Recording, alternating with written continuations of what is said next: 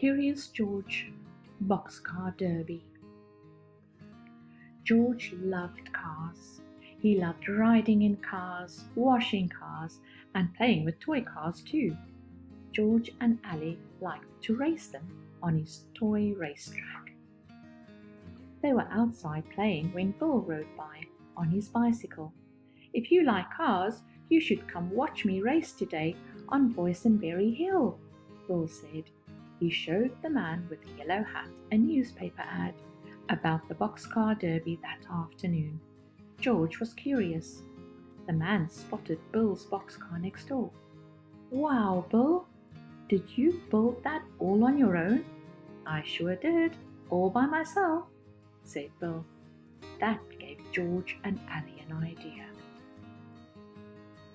"You kids want to enter the Derby?" the man asked. "Of course they did. I could help you build your car," he offered. "Sorry, but that's against the rules," Bill interrupted. "Racers have to build their own cars." Bill gave Ali and George the rule book. It included everything they needed to know about the Derby and building their very own boxcar. "The race starts this afternoon at 2 o'clock sharp," Bill told them. "You two better get to work," the man said. "Feel free to borrow anything you see around the house, and good luck." George and Ali looked at the rule book. Luckily, it had lots of pictures. The first thing they would need is the part to sit in, the body, plus a steering wheel, wheels, and a brake. Now, it was time to look around for car parts. George borrowed the man's blue wagon. They could use that to carry car parts. They would have to hurry. The race was starting in 2 hours.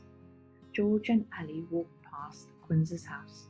Mrs. Quint was outside painting. "We're building a boxcar to enter in the Derby," Ali told her. "Well, help yourself to anything you might see in my yard," Mrs. Quint said, before going inside.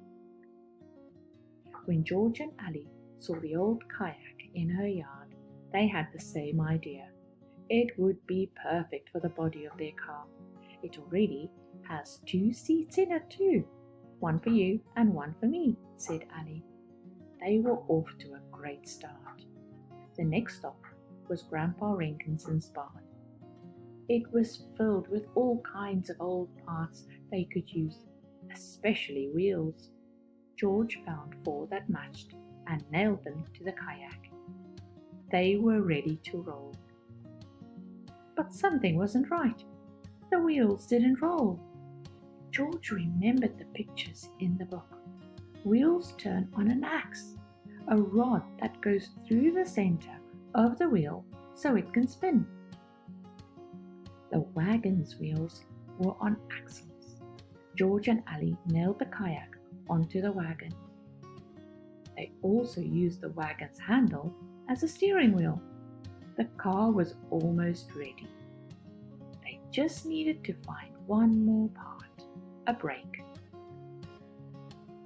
Grandpa Renkins rolled up in his buggy. "Hey kids, the race starts in 10 minutes. Are you ready?" "Oh no," cried Ali. "We're still missing a part." "Borrow anything you need," Mr. Renkins said, and parked his buggy.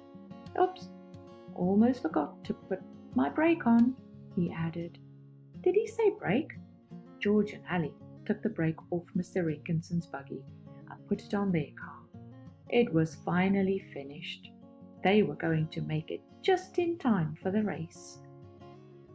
"Hey, you made it," said Bill, just as they were pulling up to the start line of the race. The brake worked perfectly. Without a second to spare, Mr. Quint waved the flag and yelled, "On your mark, get set, go!" They were off. George and Ali were neck and neck with Bill. It was a very close race. George and Ali leaned forward and took the lead. That is, until Mr. Renkinson's buggy came racing down the hill.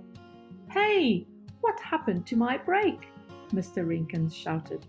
He chased after his buggy, as it zoomed past George and Ali. Mr. Jenkins jumped on the buggy just in time to cross the finish line in first place.